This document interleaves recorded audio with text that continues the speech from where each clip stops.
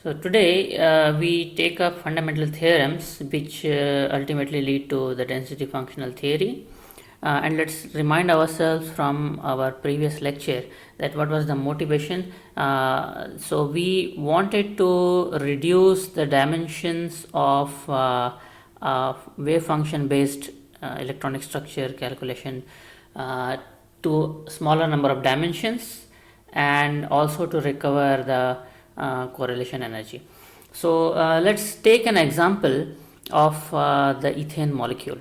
So let's say we have an ethane molecule which is CH3, and then we have the staggered configuration which looks like this, and this is the first conformation, and the second conformation, which is the eclipsed one, looks like this, where you have the other CH3 like this.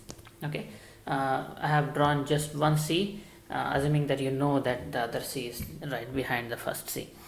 So if you compare these two structures, then you see that the only difference in these two structures is the dihedral angle. So the dihedral angle in this case here is 60 degrees, and the dihedral angle in this case here is 0 degree.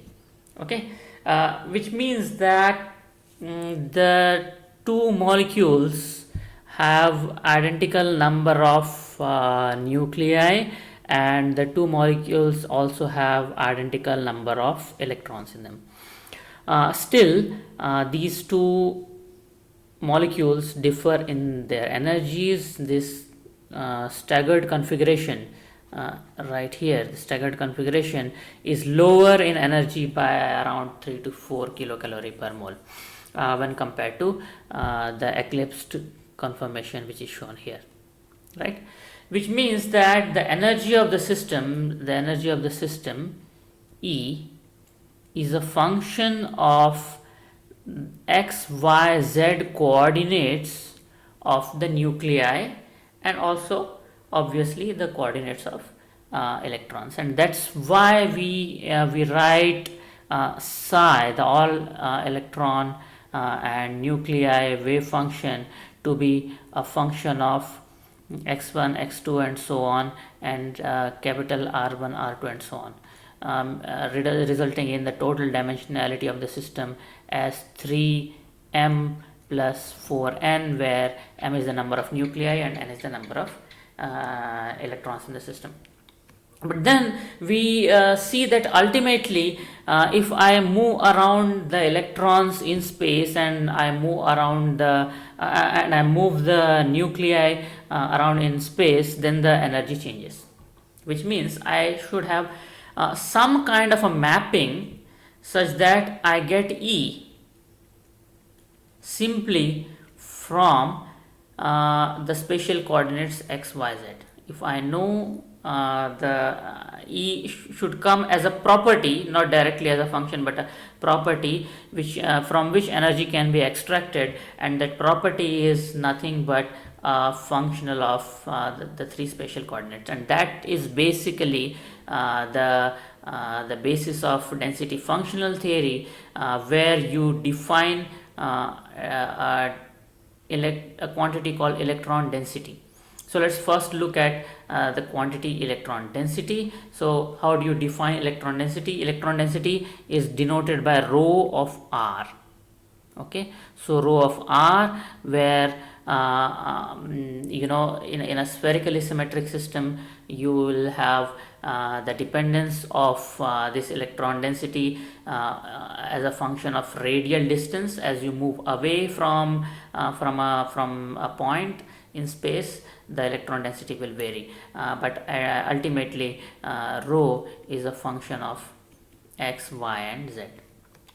Fine. And how do you define it? You define it as n times, where n is the total number of electrons in the system, total number of electrons in the system, times the multiple integral psi of x1, x2, xn squared, and then this integral, multiple integral is interesting, ds1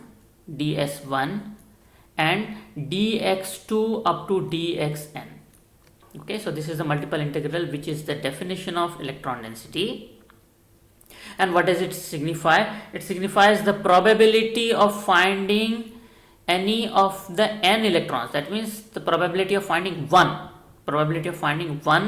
out of these n electrons within a volume element dr1. Now that particular electron which is under consideration can have arbitrary spin. It can have any spin, and that's why you see you have the integration here over all spin coordinates, right? When you integrate, it will take care of all spin coordinates, while the other n minus 1 electrons are free to be at any position.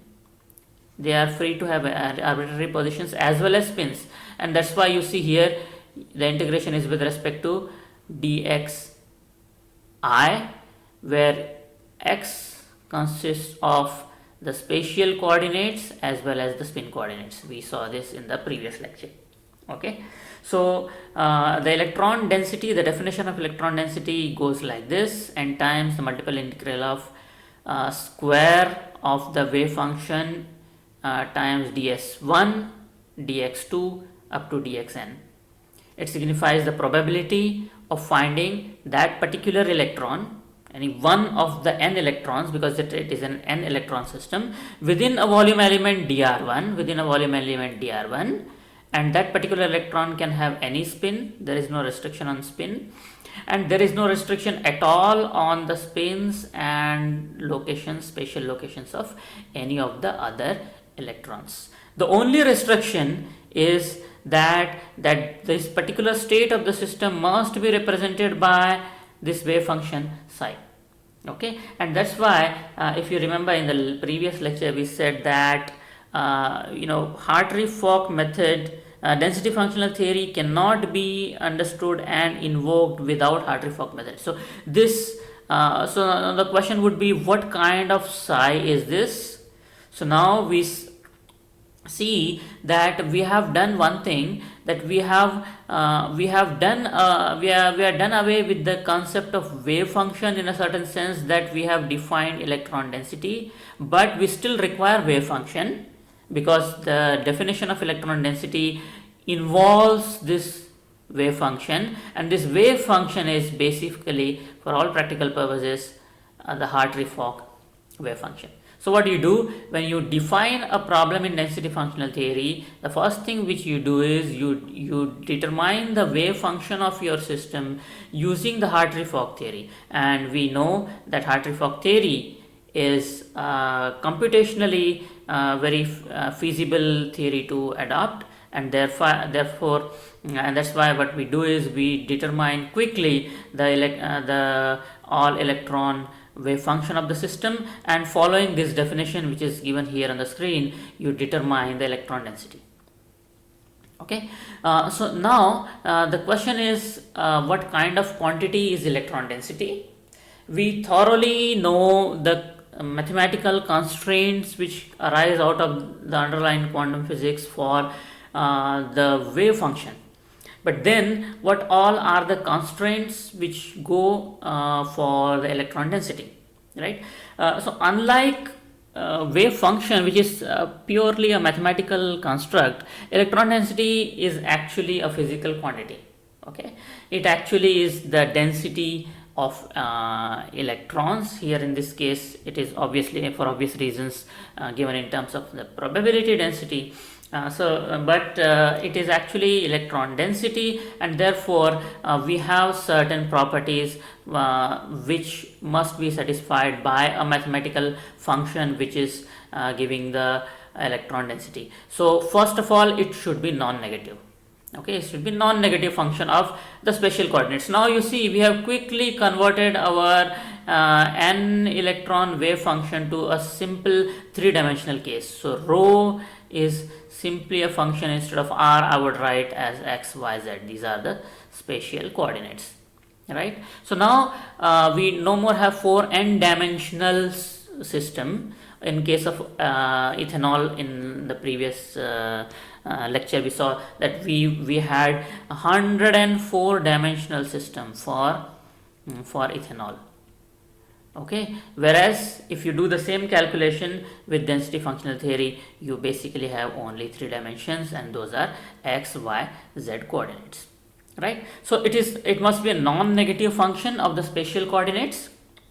Now since electron density is a physical quantity, and if my molecule of whatever external potential I have is somewhere to be found here, then I know that far away from this molecule the electron density must go to 0. So therefore R should tend to 0, rho should tend to 0 as R tends to infinity. So this is the first property that it should satisfy. So I must obviously look for those mathematical functions which decay to 0 asymptotically as R or x, y, z all tend to infinity, right? So this is the first constraint. Second, by the mere definition, if you see the definition of electron density, it is the probability of finding any of the n electrons, right? So therefore if I integrate this quantity over all spatial coordinates, then I should recover the total number of electrons in my system.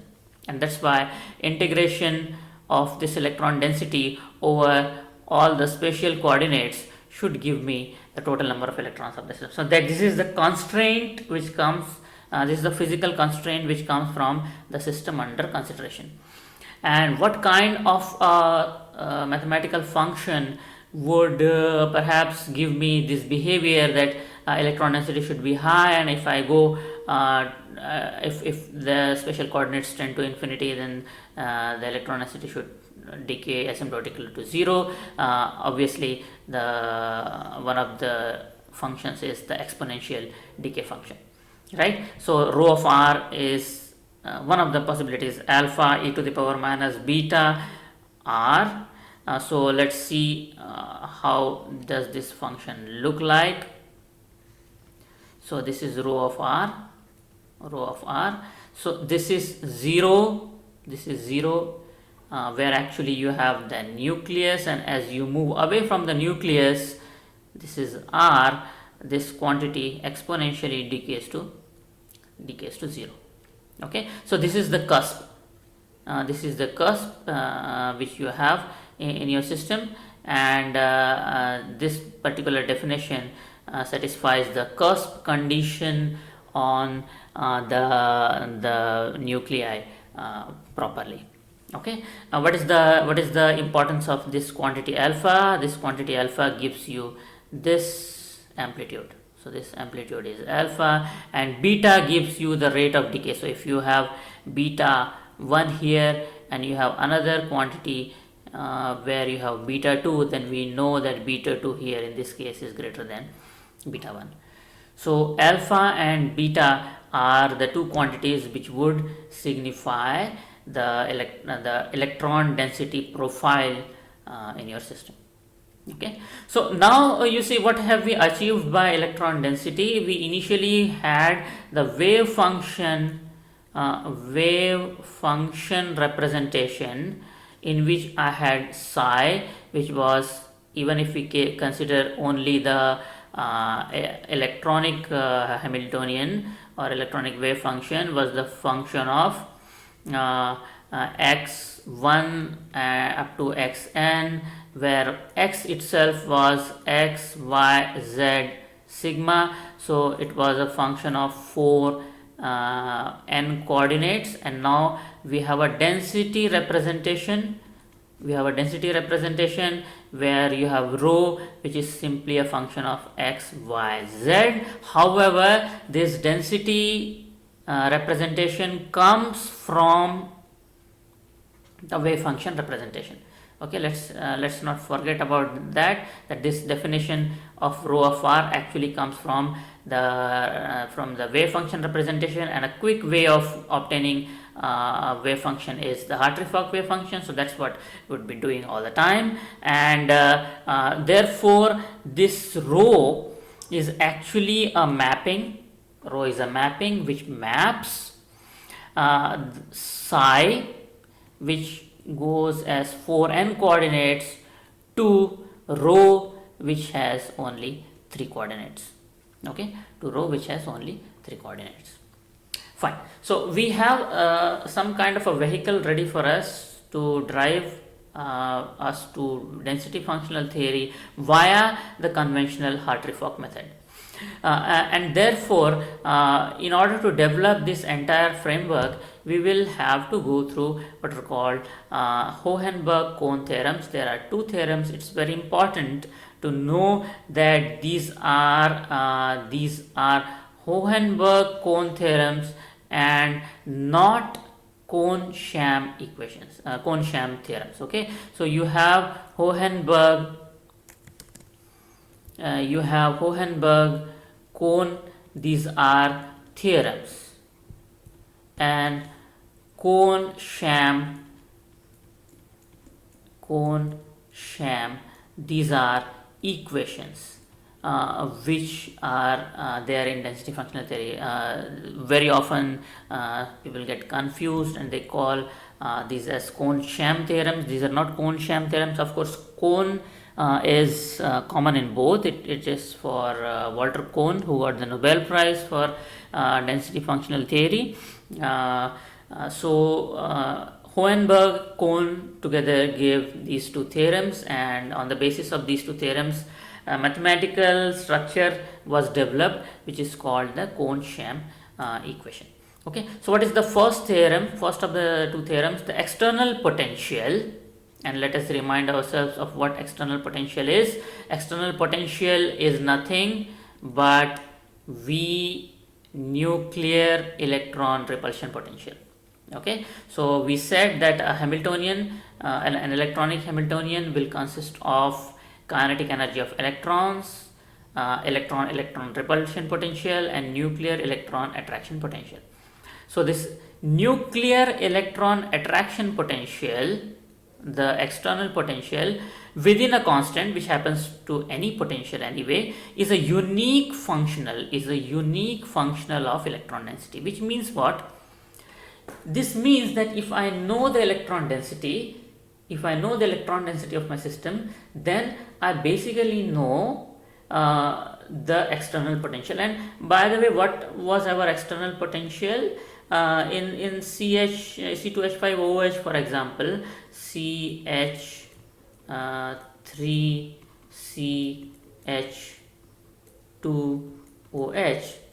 This external potential is basically the potential offered by due to this presence of nuclei, right? So and obviously what's going to happen is I will develop the wave function of this, and from here from the wave function I will get the electron density for this system, which has to satisfy all the mathematical and physical constraints that we saw previously, and therefore what's going to happen is if I know the external potential, if I know the electron density, then by saying that I know the external potential, I basically am saying that I know the locations of these nuclei.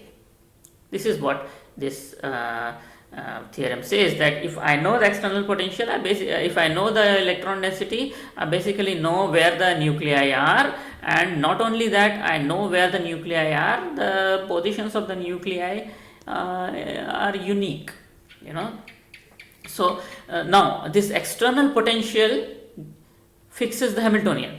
We know that external potential is it goes as a contribution to the Hamiltonian. So therefore, as I pointed out here, the many particle ground state energy, since energy comes as the eigenvalue of the eigenvalue problem with the Hamiltonian as the operator, this many particle ground state energy becomes a functional, and that too a unique functional of rho of r.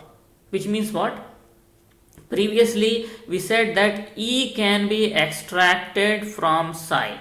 from via which equation? Psi H psi equals E psi, right? Now we are saying that E can be extracted from electron density. Therefore, what have we done? We have reduced firstly we have reduced our problem from 4n dimensional problem to a simple 3-dimensional spatial problem, and now we are claiming that we, from this knowledge of electron density, which is a function of just 3 dimensional coordinates, we can extract the energy of the system, and that energy of the system would be unique. This is the first theorem. Now the question is, how do you know that this how would you know that the electron density that would come out would be unique?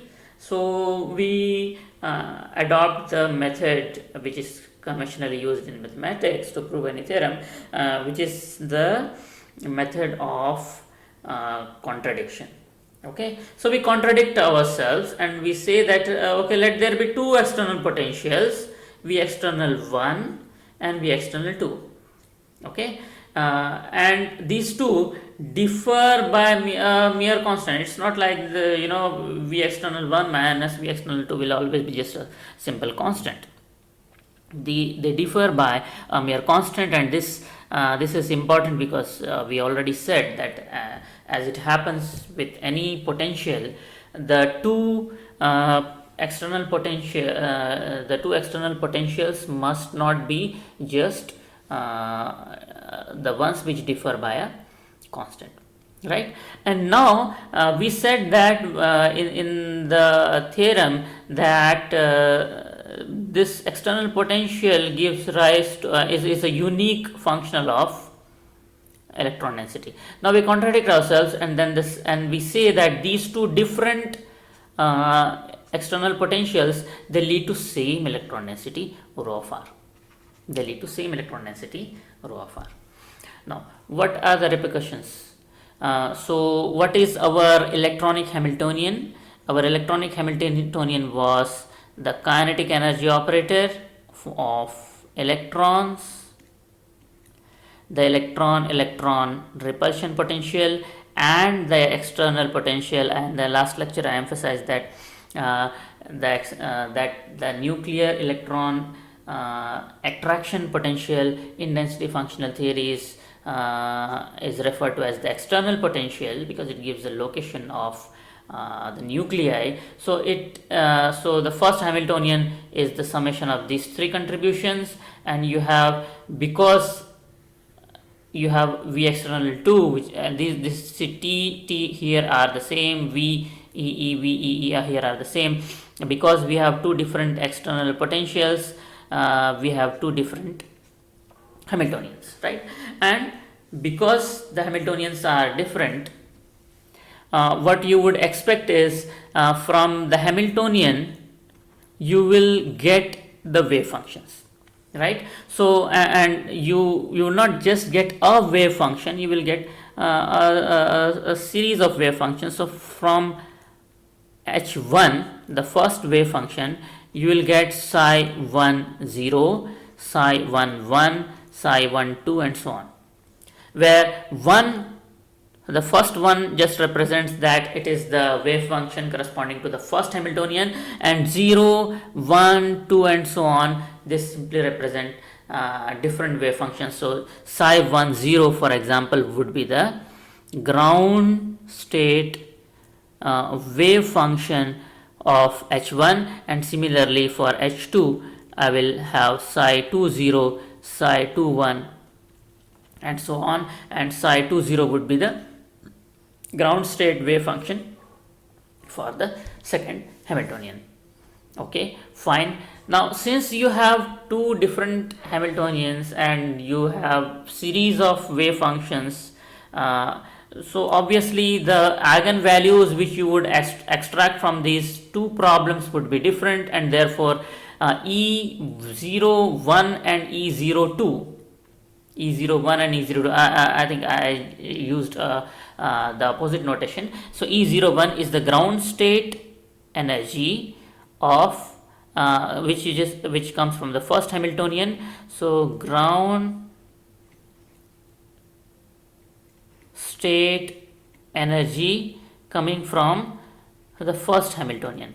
Okay, and obviously there is no guarantee that this would be same as the ground state energy which is coming from the second Hamiltonian. Okay, so you have so if the two electron densities or two external potentials are not unique, if the two external potentials are not unique, then you will end up doing calculations which will give you two different energies, right? Two ground state energies which would be different. Now you see what is the scheme. I start with first external potential V external 1, and if I see here from V external 1 I get the first Hamiltonian, right? So therefore from V external 1 I get the first Hamiltonian. From by solving this eigenvalue problem I get the ground state wave function, and I will substitute this ground state wave function to the definition of electron density and I get rho r. And since I am saying that these two electron dense external potentials give rise to same electron density, I will follow the exact same recipe to go from V external 2 to rho 1 via H2 and psi 20, right? So this is my complete recipe to obtain rho r, which following the method of contradiction is claimed to be the same electron density which comes from two non-unique external potentials, right? Now what do I do? Since I know that this entire protocol is variational, it follows the variational principle, I can start with H1. I can start with the first Hamiltonian and use psi 20, the ground state wave function coming from the second Hamiltonian, as the test wave function for H1, right? So what did I do? I used psi 20, the ground state wave function of the second Hamiltonian, as the test wave function for the first Hamiltonian. Okay, and I get this expectation value which will give me basically E test. And if we remember our variational principle, this E test will always be greater than the actual ground state energy. Okay, so what is actual ground state energy? This is actually nothing but if somehow I know the ground state wave function and I do this inner product, then this is my actual ground state energy. Okay, so this operation E test, which comes out of the inner product of psi 20, which is the wave function corresponding to the second ground state wave function corresponding to the second Hamiltonian, first Hamiltonian operating on again psi 20, gives me E test, which is bound to give me an energy which is greater than the actual ground state energy for the first Hamiltonian. Okay, this is something which is known to me from the variational principle. Now I do a mathematical trick. I know this formula. So the mathematical trick which I do is I add H2 operation and subtract it from this. You see this, if you expand this following the principles of inner product, you will end up with the first expression, right? Which means from here I get the ground state energy following the second Hamiltonian and an inner product which includes the difference of the two external potentials. Okay, so E01 will always be lesser than E02 plus this inner product, right? And is there a way to express this inner product in terms of electron density? Yes, this is the expression. Let us first see how would this expression come. You have electron density which on integration over the entire spatial coordinates gives the number n, the total number of electrons, okay, dr.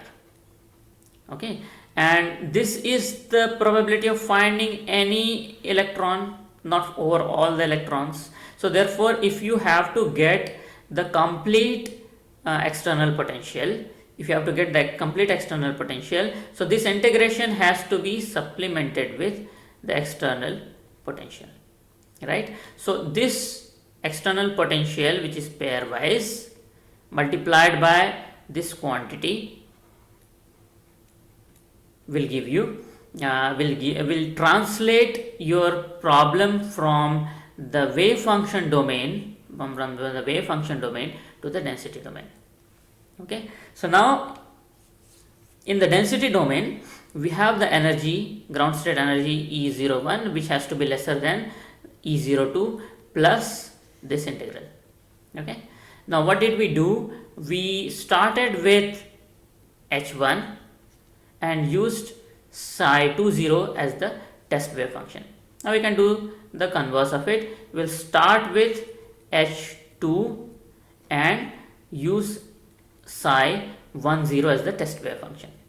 as the test wave function, and what will you get? Well, all you will get is the indices where 1 is exchanged with 2 and 2 is exchanged with 1.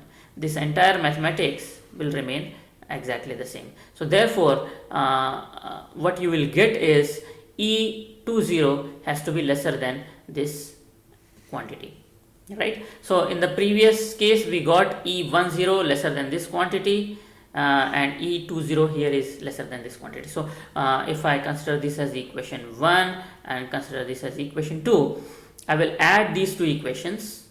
So what I get is E02 plus E01 has to be lesser than E01 plus E02, and these two quantities cancel out, right? And this is clearly not possible. Okay, so we are in contradiction with our original hypothesis, and the contradiction was that we have say two Hamiltonians, two external wave potentials, V external 1 and V external 2, which lead to the same electron density. So this is the contradiction, which means that if you have to get a particular value or particular profile for electron density, there is a unique external potential which would give you this electron density profile. Conversely, if you have an electron density profile, then it must give rise to a unique external potential. Okay, it must give rise to unique external potential. Therefore, there cannot be two different external potentials giving you the same electron density. Okay, or electron density for a given arrangement of nuclei, electron density for a given arrangement of nuclei is unique. So therefore, if I put water like this, and if I know that the locations of nuclei are like this, then the electron density that I generate for this particular arrangement of nuclei will be unique. It will always be the same. Okay, fine. So now this we know that we have our fundamental equation is E psi equals H psi equals E psi, and we have converted this framework to rho, right? Instead of psi, we are going to deal with rho, right? So therefore, my energy, the electronic energy of my system, would be the kinetic energy of my of electrons expressed in terms of ground state electron density, the electron repulsion potential expressed again in terms of electron density, and the external nuclear electron attraction potential, which is also expressed in terms of electron density, but all of these are ground state electron densities, and if I plug in the ground state electron density, the energy that I get is the ground state energy of the system. Okay, and following the previous deduction, I can write this as an integral which uses ground state electron density and the nuclear electron attraction potential, right? So now what I see is again here, for recovering the electronic energy of the system, ground state electronic energy of the system from the ground state electron density, you have the first two terms which involve only electrons and only electrons, right? In these two terms, there is no reference to the nuclei. So that means if I give you only these two terms, you would not be able to figure out what are you dealing with.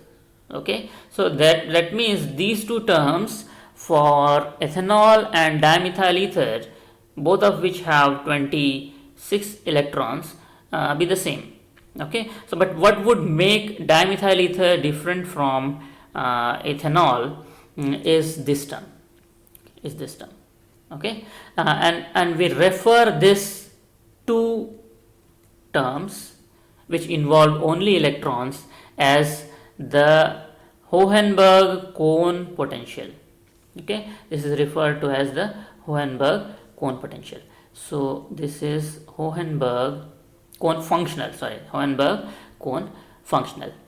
And what is peculiar about Hohenberg-Kohn functional? This is system independent.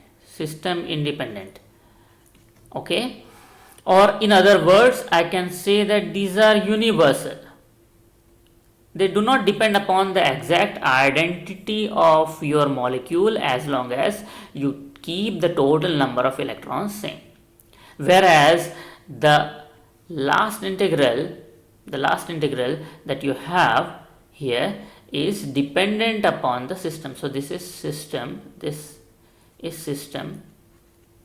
dependent. Okay, so therefore your energy comes out of a system independent functional, which is the Hohenberg-Kohn functional, and a system dependent functional. It is the system dependent functional which involves the electron nuclear attraction potential and the electron density of the system, the integral involving these two, which would actually define your system. And independent of this, if you know the total number of electrons in your system, then you can write the Hohenberg-Kohn functional, and that functional would be a universal functional. And an important part of density functional theory is actually developing this universal functional. Okay, and what does this universal functional give us anyway? And this would be quite expected, that if you had only if you were dealing with actually the wave function representation, say you do not have the density representation of your molecular system, all you had was the wave function representation, then what would you do is you would take the inner product of ground state wave function with T and V electron operator, because that is what we are referring to, kinetic energy and electron repulsion potential. These two are the terms which involve only and only electrons, and we operated over again the ground state wave function. The value which you would have obtained by solving this problem is actually the Hohenberg-Kohn functional. Okay, Since we know that the electron density involves probability, so we know that this entire this electron repulsion potential would be given by this double integral density electron density for ith electron multiplied by electron density of jth electron integrated over the location of first and the second electron divided by Rij. This is the classical electrostatic potential term, you see. So this is this entire term, the double integral gives you nothing but in terms of probability density what would be the energy electron repulsion potential of the system. And obviously we have to add the classic the non-classical exchange and correlation terms. Okay, so this is what is expected out of Hohenberg-Kohn density functional. Okay, now what did the first theorem give us? The first theorem gave us a complete translation from the wave function domain, which is 4n dimensional, to a 3-dimensional domain of electron density, following the definition of electron density and the mathematical definition of multiple integral of square of electron density times ds1 dx2 up to dxn times n as the spatial electron density profile, right? And then we said that if we know this electron density profile, then we basically know the location. In essence, we know the location of the nuclei, and the electron density that we get out of a particular external potential will be unique. The problem which remains is that how would you guarantee, again, as it happens in case of wave function based methods, wave functions are not known, they have to be optimized using self consistency, and therefore you will propose mathematical functions with a number of constants. You will go on determining the values of constants. Every value of a given set of constants will give you some energy, and then we invoke the variational principle that if you know the a set of constants which will give you an energy which is always coming to be minimum, then you know that you have arrived the correct wave function, right? So we had variational theorem coming to our rescue to determine the parameters or constants which appeared in electron in determining the wave function. What would happen if you translate this problem to electron density problem? Does the variational principle still hold? And that is precisely what the second Hohenberg-Kohn theorem says. And according to the second theorem, the Hohenberg-Kohn functional will deliver the lowest energy only if the input density is the true ground state density. This is nothing but the variational principle. So if you give rho test, you will get E test, and this E test will always be greater than E0, which comes out of rho 0. Okay, this is exactly the same equivalent form which we saw for wave functions. Okay, so therefore, how would you determine the true ground state electron density? Well, you will propose the mathematical function for electron density, which will involve a lot of parameters. You will, for a given set of parameters, you will determine the energy, and you will change the parameter. If the energy reduces, then you say that okay, new parameters are better approximation of the ground state density, and you will accept the ground state energy, that new energy as the ground state energy. You will keep on doing that till you are no more in a position to determine any set of combination of parameters which gives you energy which is lower than the previous one. This is the second theorem, which is basically the variational principle for density domain. Now, how to search for the ground state ground state electron density? Okay, so the first algorithm which is cited here is the algorithm for determining the true ground state wave function. Okay, true ground state wave function and the corresponding energy. This, after the inner product, you will get the energy. So what does this tell you? You start with psi test. Okay, you do H psi test, you will get E test. Okay, and here H is basically the electronic wave function, and you iteratively keep on doing this, you keep on doing this, and therefore that's why it is written here psi to where you have to minimize psi over all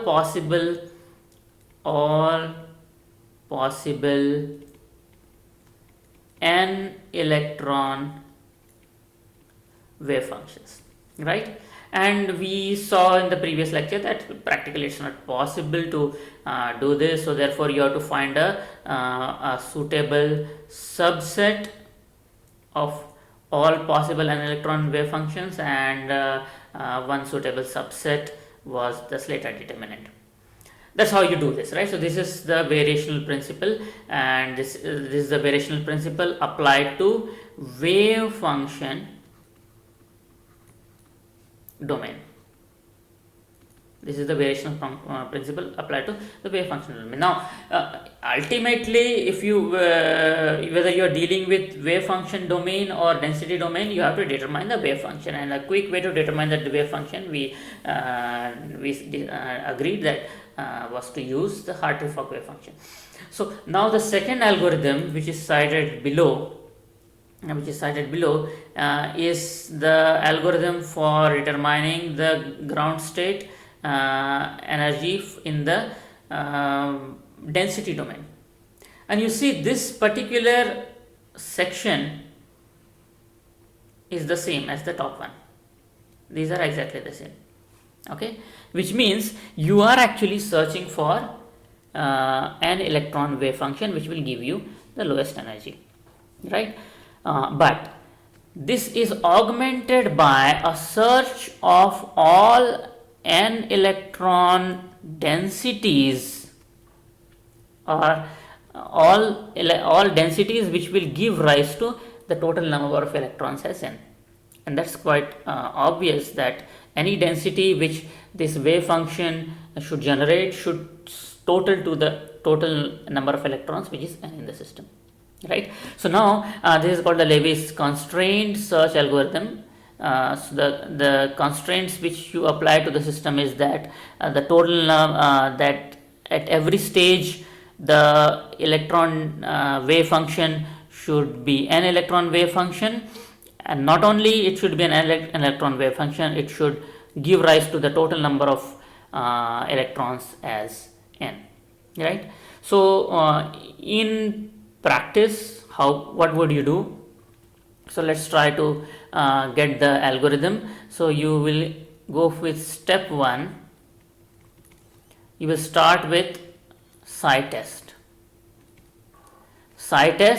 which will be n electron wave function.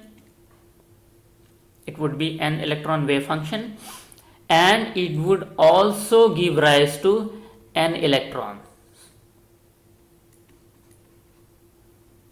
in total. So you have to make a wave function psi test such that it is an electron wave function, and upon integration over the entire space, it should give the total number of electrons as n, right? Step 2 which you do is you will find E test, which is nothing but the inner product psi test, electronic Hamiltonian psi test, and we know that this will be always greater than E0. Okay, so step 3 would be repeat the above steps till E0 minimum is reached. Well, let's not say E0 minimum, let's say E minimum, and this is actually equal to or an approximation of E0. Okay, you will keep on doing this. The only thing is, okay, so there is one modification. You would not use this explicit form of determining the eigenvalue from the wave function domain. Rather, from here, from psi test, you will determine rho test, right? And you will use the density domain to solve for E0, right? Now you see what has happened while doing this entire exercise. You are getting rho test, okay, and rho test is same for all psi test. This is again a constraint, so which means this is step 0. This is choose rho test, right? I choose a test electron density. I choose a test electron density, and I find all n electron wave functions which give rise to this test electron density. Okay, so the first step is I choose the test electron density. That may not be the correct ground state electron density, but we will apply the second level of variational principle or second layer of variational principle later. Before that, we choose rho test. Now there can be several n electron wave functions which will give rise to rho test. See this step. There can be several n electron wave functions which will give rise to same rho test. Among those wave functions, you choose that wave function which gives you the minimum energy, right? But now, how do you know that you have reached rho test, which is the correct electron ground state electron density? Well, you do not know. So you will apply the second level of variational principle. So step 4, you change rho test. You go for a new rho test, and then step 5, repeat all of the above steps right from the beginning. Okay, so this is nested way of applying the variational principle. You start with rho test. Corresponding to that particular value of rho test, you determine all possible or a reasonable subset of all possible n electron wave functions. Among those wave functions, you choose that wave function which gives rise to the lowest energy, right? Now you discard rest everything in your database. You update your database with one energy and one wave function, but that may not be the wave function which gives rise to true ground state energy and true ground state wave function, ground state electron density. So now you change the electron density and repeat the entire procedure. So now you will get a series of n electron wave functions. You will get a series of n electron wave functions and you get a series of ground state energies, and among these you choose that one which is the lowest. So that will give you the ground state energy, and that particular iteration will give you the ground state electron density. So this is how in a nested way you determine the wave function. Okay, so you determine the ground state electron density. So till now what we have done is we have made a case of how to in principle carry out calculation of ground state electron density, which comes from our conventional Hartree-Fock method. Any wave function would do the job to determine the electron density, but a quick way is to use Hartree-Fock, and therefore we would be using Hartree-Fock, and we learned how to convert a huge dimensional problem to a 3-dimensional problem. Now how to actually solve the energy equation is something which we'll take in the later lectures.